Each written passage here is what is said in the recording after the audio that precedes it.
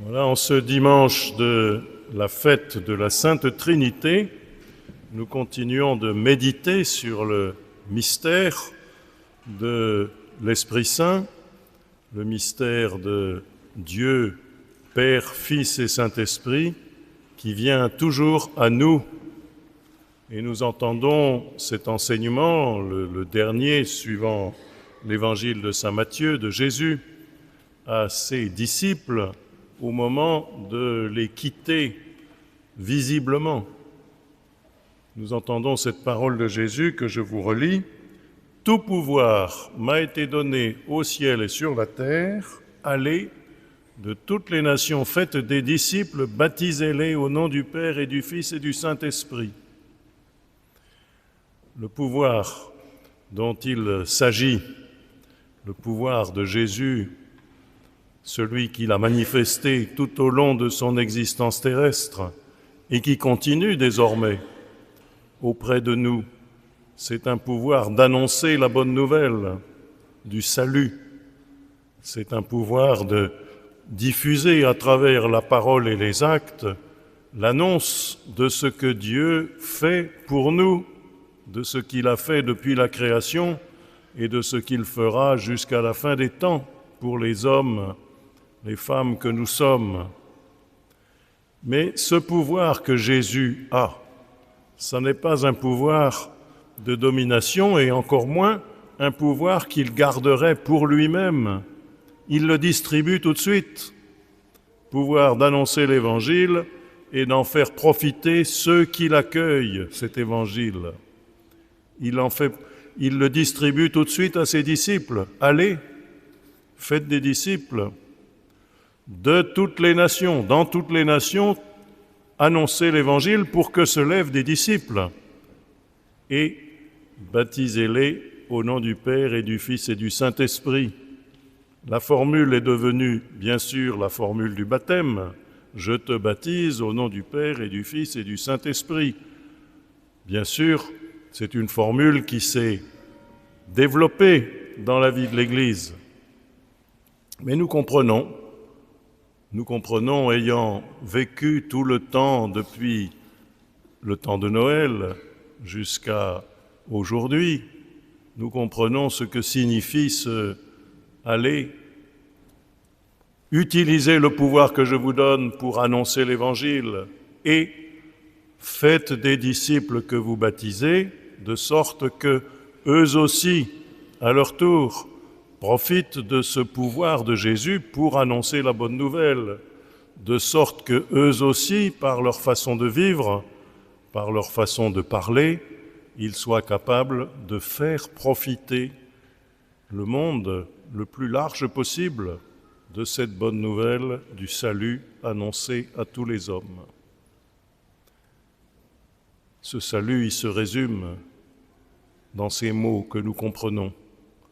Le Père donne tout, la vie, la croissance, l'amour, la miséricorde. Le Père donne tout. Sans lui, évidemment, nous ne vivrions pas. Sans son désir, nous ne serions pas là. Le Fils se donne. Le Fils se donne pour que la vie du Père et du Fils soit en nous, vraiment, et que nous ne cessions de grandir dans cette vie qu'il nous donne, dans cet amour qu'il nous prodigue, dans la miséricorde dont il nous témoigne. Et l'Esprit est celui qui habite en nous de leur part pour que nous soyons toujours capables d'avancer sur le chemin de la vie avec sa lumière, la lumière de Dieu, avec sa force, la force du Christ qu'il a manifestée tout au long de son existence. Voilà le mystère que nous célébrons aujourd'hui en faisant comme une sorte d'arrêt après la fête de Pentecôte pour bien méditer ce qu'elle signifiait. Le Père donne tout, le Fils se donne à nous, et l'Esprit Saint qui circule toujours entre le Père et le Fils nous donne force et lumière pour vivre selon l'amour du Père et le don du Fils. Alors nous pouvons bien sûr nous réjouir de tous ces disciples dont nous sommes, mais surtout de tous ces disciples qui arrivent nouveaux dans l'Église et dans les frères et sœurs que le Seigneur nous donne.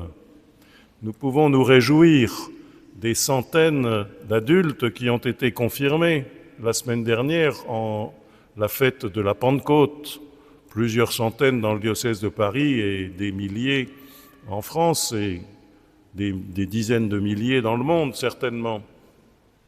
Nous pouvons nous réjouir de ce que l'Esprit Saint est allé les chercher.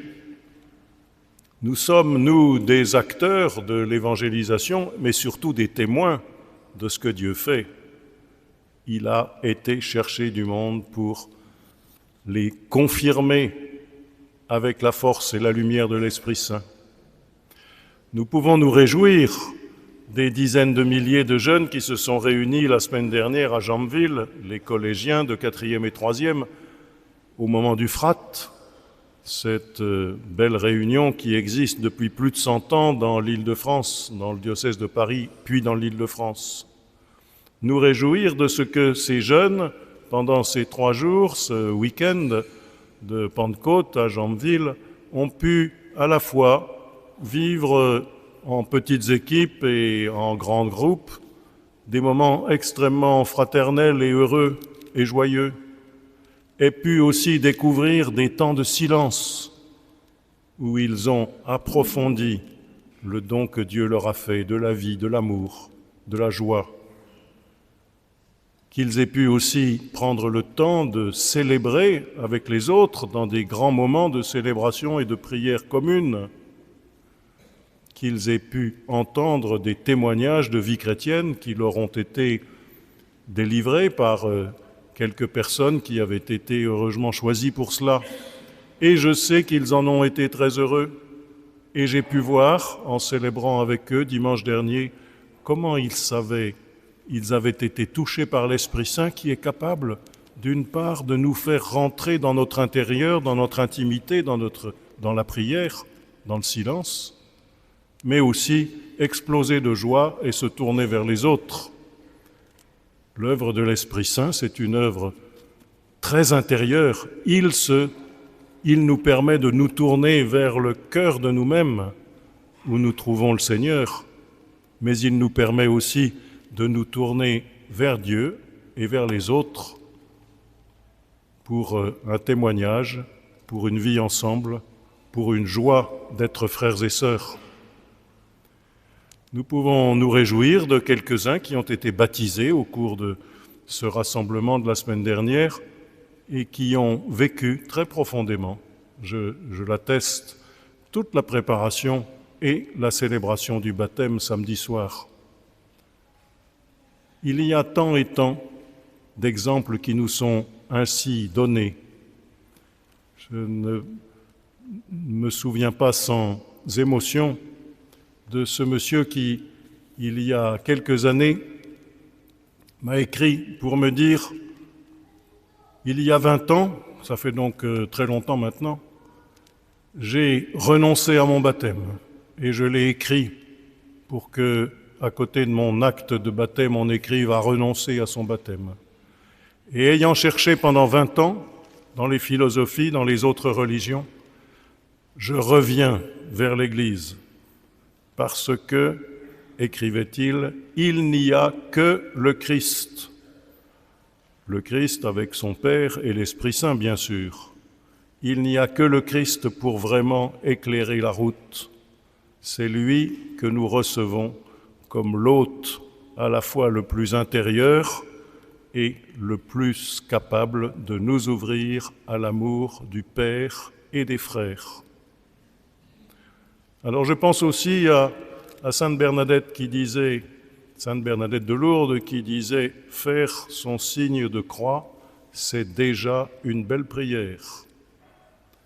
Ça veut dire que, enveloppé par ce geste que nous faisons, enveloppé par le Père, le Fils et l'Esprit Saint, le Père qui donne tout, le Fils qui se donne et l'Esprit qui nous est donné pour que nous voyions clair dans la vie et que nous ayons la force et le courage de vivre dans l'espérance et dans la foi et dans la charité.